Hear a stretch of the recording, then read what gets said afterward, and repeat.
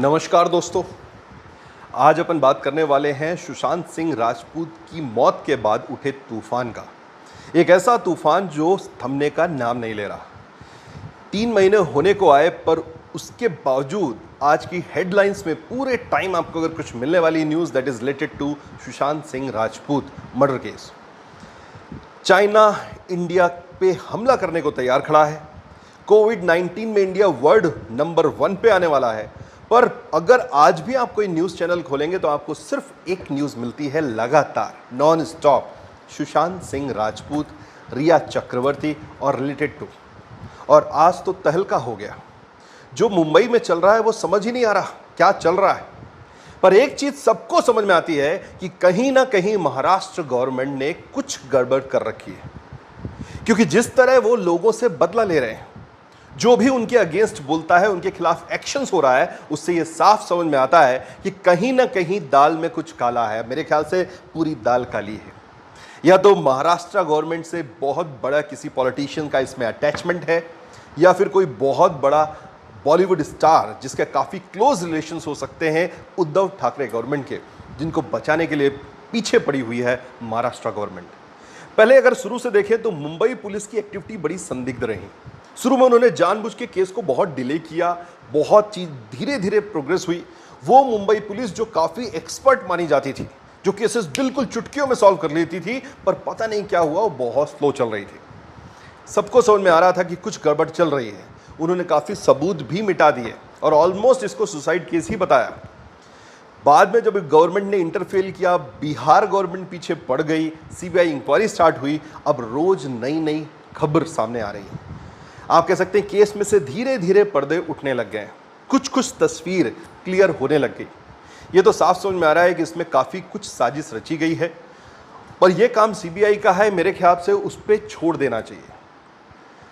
भारत को, हिंदुस्तान को और भी जरूरी काम है। चाइना हमारे बॉर्डर पर खड़ा हुआ है, हमारे जवान, हमारे सैनिक उनसे डट के मुकाबला कर रहे हैं। हमें उनका हौसला बढ़ाना चाहिए, हमें उनकी मदद करनी चाहिए, हमें वहाँ की भी न्यूज़ चाहिए।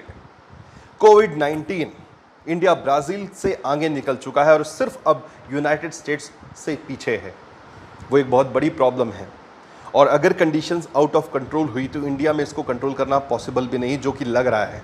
आंकड़े अब डेली नियर अबाउट 1 लाख के आसपास पहुँच रहे हैं। इस पर भी ध्यान देना है। पर इंडिया का बिकाऊ मीडिया, यस मैं बिकाऊ मीडिया बोल रहा हूँ, वो ये बताएगा कि रिया चक्रवर्ती सुबह कितने बजे नहाने गई, कितने बजे नहाने से बाहर निकली, पूजा में किस रंग का फूल यूज किया, खाने में क्या खाया। अरे भाई, कुछ तो अकल रखो। सीबीआई इंक्वायरी कर रही, करने दो ना, तुम कुछ और भी काम कर लो। कुछ और भी चीजें हैं, जरूरी हैं। गवर्नमेंट की पॉलिसीज को एनालाइज करो, क्या चल रहा है इस देश में। एसएससी एग्जाम्स, रिलेटेड एग्जाम्स, कोई एक न्यूज मैंने नहीं देखी। मन की बात दिखाते हैं, अरे काम की बात भी तो दिखा दो। और मैं बोलता हूं दोस्तों, प्रधानमंत्री ऐसा ढूंढना जो शादीशुदा हो। प्रधानमंत्री शादीशुदा होगा तो मन की बात बीवी से करेगा, और देश से करेगा काम की बात, आपसे करेगा काम की बात। और जो आज मुंबई में हुआ, कंगना रनावत के ऑफिस का demolition by BMC, of course forced by Maharashtra government, means Uddhav Thackeray government. ये एक शर्मनाक इंसिडेंट है। पर दोस्तों, ये पहली बार ऐसा नहीं हुआ। अगर आप इंडियन पॉलिटिक्स उठा के देखें तो इतिहास गवाह है, हर गवर्नमेंट ने, चाहे वो कांग्रेस की गवर्नमेंट हो या फिर बीजेपी गवर्नमेंट हो या फिर स्टेट गवर्नमेंट्स हो, उन्होंने हमेशा मौके का फ़ायदा उठाया है। और जो इतिहास में सबसे शर्मनाक इंसिडेंट है वो रिलेटेड है 1975 नेशनल इमरजेंसी। 2 साल के लिए, तकरीबन 21 महीने के लिए इंदिरा गांधी गवर्नमेंट ने अनकॉन्स्टिट्यूशनल वे में इमरजेंसी इंपोज किया था। जितने भी बड़े पॉलिटिशियंस थे, जर्नलिस्ट थे, मीडिया पर्सन्स, उन सबको जेल में ठूस दिया गया था। तो दोस्तों, इसलिए जो हुआ वो कोई बहुत आश्चर्य की बात नहीं है। पर अगर आप ध्यान दें, काफ़ी दिनों से सोशल मीडिया में निपोटिज्म या फिर परिवारवाद इन बॉलीवुड चल रहा है। पर मेरे हिसाब से उससे भी ज़्यादा खतरनाक अगर कोई चीज़ है वो है नेपोटिज्म इन पॉलिटिक्स, परिवारवाद जो राजनीति में चल रहा है।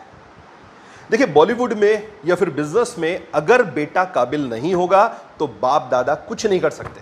पर दोस्तों, अगर सबसे कहीं खतरनाक है परिवारवाद तो वह है राजनीति में, क्योंकि ये राजनीतिक पॉलिटिशियंस पॉलिसी मेकर हैं। और अगर ये काबिल नहीं होंगे तो देश कैसे काबिल हो सकता है। इसीलिए सबसे जरूरी है कि ये राजनीति में परिवारवाद खत्म किया जाए।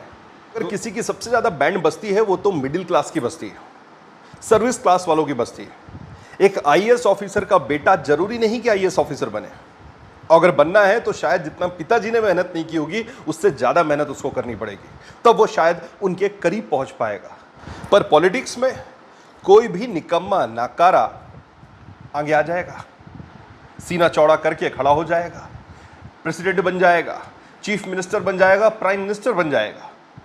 इसको खत्म करना होगा और इसको खत्म करने वाले मैं और आप हैं। दोस्तों, ये इंडिया अब वो नहीं जो 10 साल पहले था। आज का इंडिया जागरूक है, अवेकन है। हमें अपनी ताकत को समझना होगा। जिस तरह हम लोगों ने मिलकर सुशांत सिंह राजपूत को जस्टिस दिलाने के लिए बॉलीवुड को घुटने में ला दिया, बॉलीवुड के सुपरस्टार्स को उनकी औकात दिखा दी। मैं इसलिए बोल रहा हूं कि जितने भी सुपरस्टार्स हैं इनकी इंडोर्समेंट की फीस जो है ऑलमोस्ट 50-60% ड्रॉप हो चुकी है।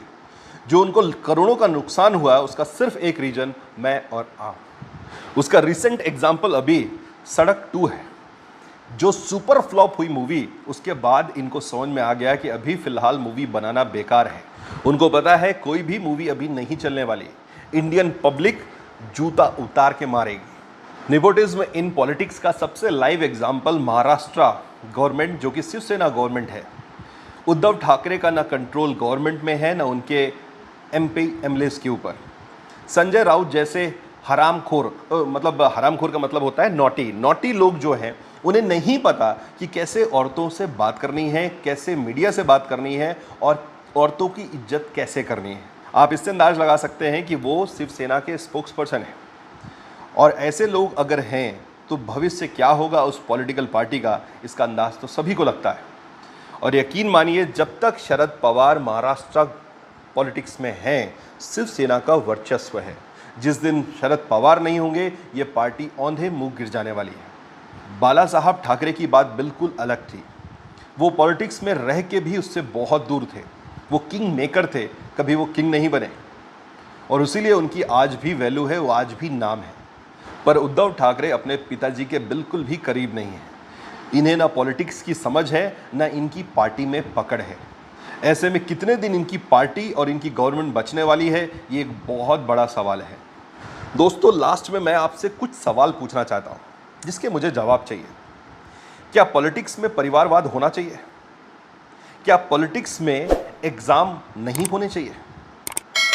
क्या इसमें क्वालिफिकेशन का क्राइटेरिया होना चाहिए? क्या इसमें भी कोई एज की लिमिट होनी चाहिए?